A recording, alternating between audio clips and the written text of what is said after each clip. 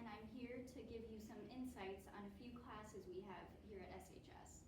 Here I have Ms. Phelps with me. She is an English teacher so what do you do for English? You teach English, obviously. I do. But what do you teach specifically? So I am a junior year English teacher.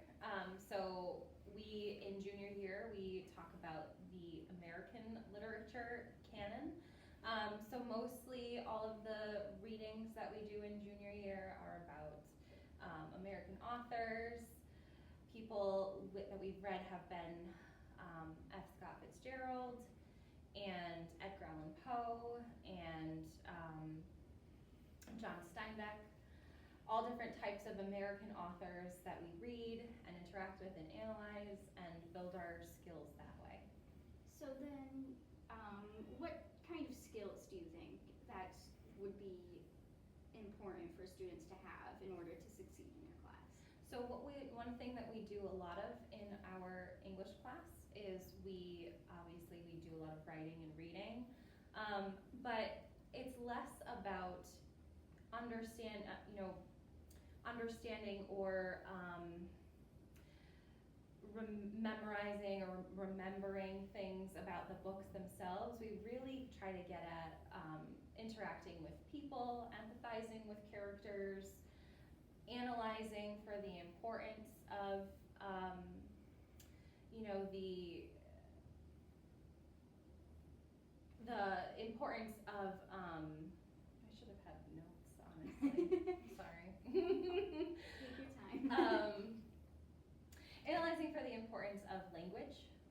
We do a lot of talking about rhetoric and argument, making sure that we are able to communicate well to one another rather than just discussing the actual books and the summary of the books themselves. We do a lot of communicating with one another.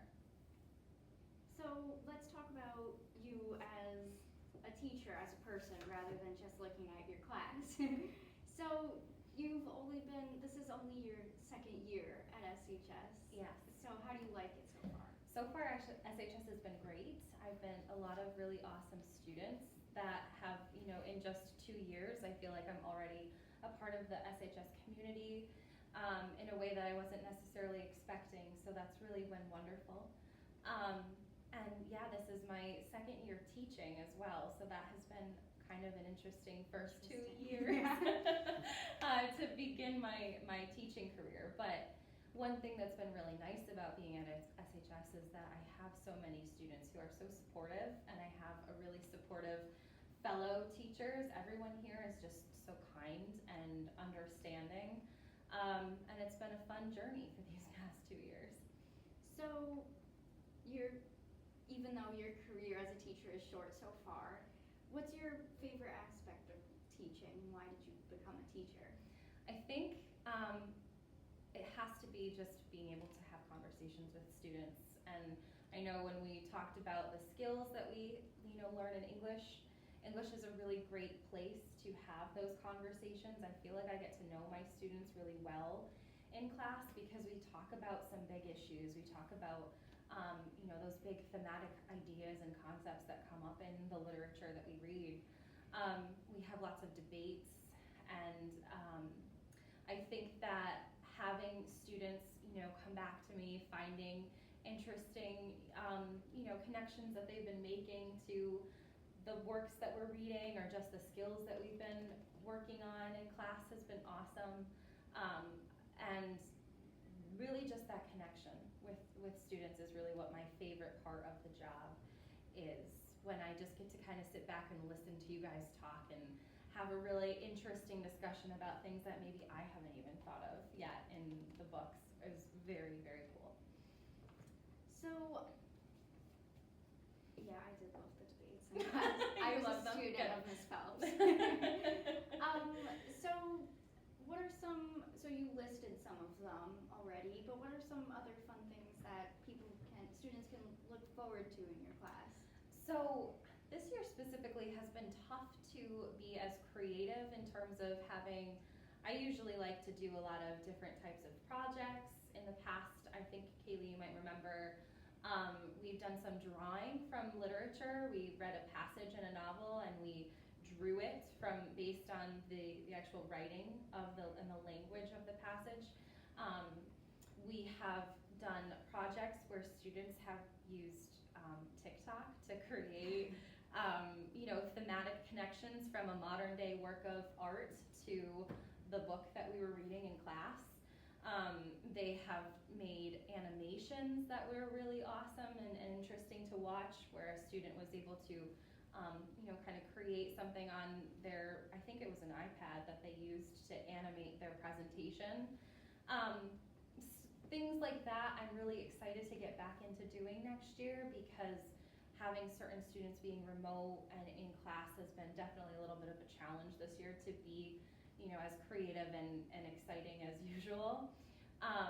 But I think lots of debating, we do lots of discussions, I try to incorporate as many different student interests as possible, and also just a more kind of, I guess, laid back atmosphere in my classroom. I try to incorporate a lot of student choice and so on, that I'm really excited to get back into next year.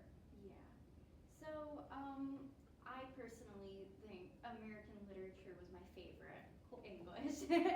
So what are your thoughts on how the curriculum is set up, and do you think it's relevant to students, or do you think it should be changed to be more relevant to students? I do think that the books that we read, and I think some students might not necessarily understand at face value the importance about reading a story about a woman who was growing up in Puritan times, or the story of two migrant workers trying to make a living in California during the Great Depression. Some students might find that doesn't seem to be relevant to them at first, at face value, and that's something that I think that I like to get my students to challenge, because these are books that we select, and I select them purposefully because I think they have really important messages that are still relevant to us just as much as they were when they were written. We try to, in my classroom, I try to do a lot of connecting back to modern times, whether it's through connecting the thematic message from the Scarlet Letter to current day shows, things like Gossip Girl have been what students have talked about, or the movie Easy A, whether it's through an actual artistic realm, or if it's just in terms of asking them questions about their own lives and how they can apply their own ideals, their own opinions to circumstances that are happening in the novels that we're reading, in order to foster that connection, to help students understand why we still spend time reading books that are sometimes over 100 years old.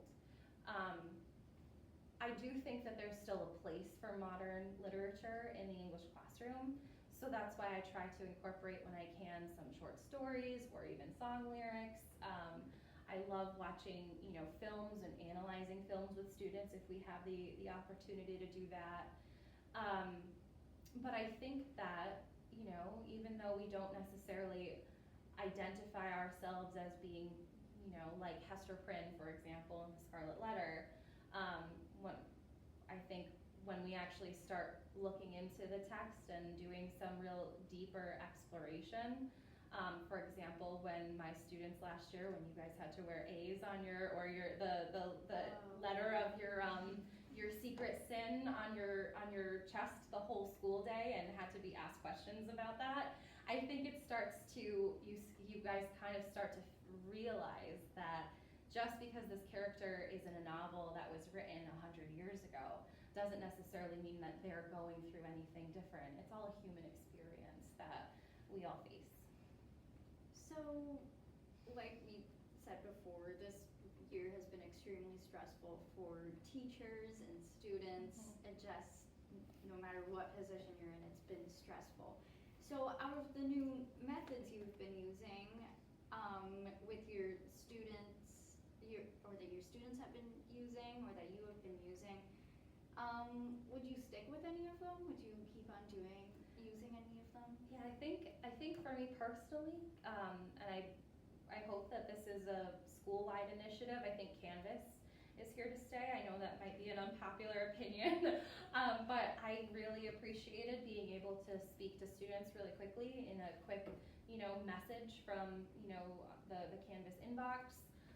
It's been really helpful in terms of setting up work to complete when I have to be out of the classroom and I can't be in the classroom for a period.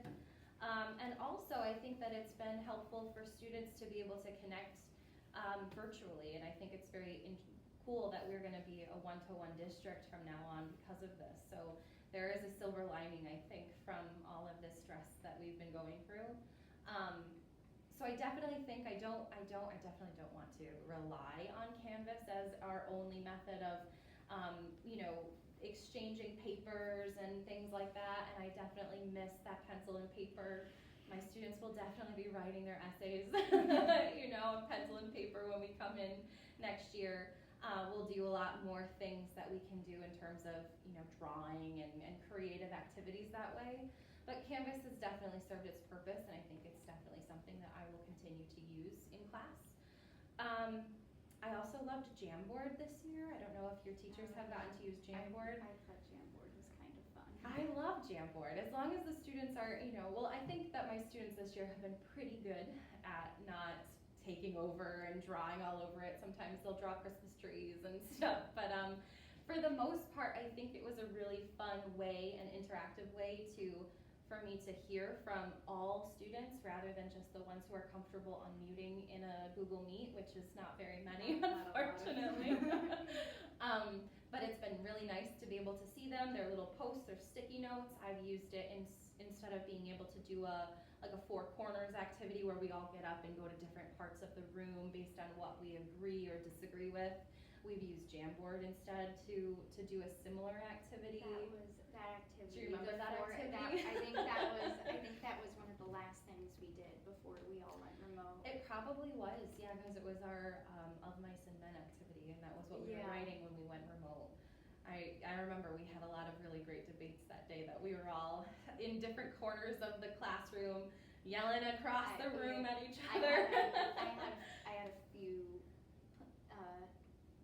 arguments where I was by myself in the corner. You were probably like the only one left, and you're thinking, why doesn't anyone agree with me? Slowly, but everyone started to walk away.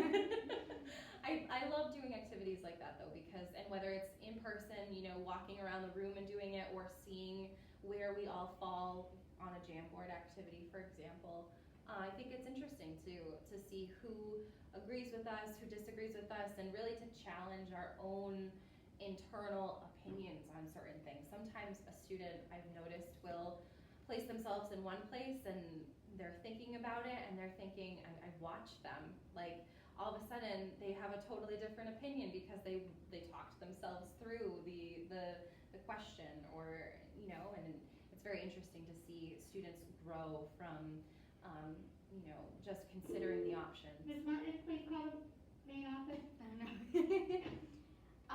So last but not least, for our sophomores that are going to be juniors, or people who are freshmen maybe, anyone who hasn't experienced junior year yet, everyone gets very stressed out knowing that it's going to be difficult. I know I did.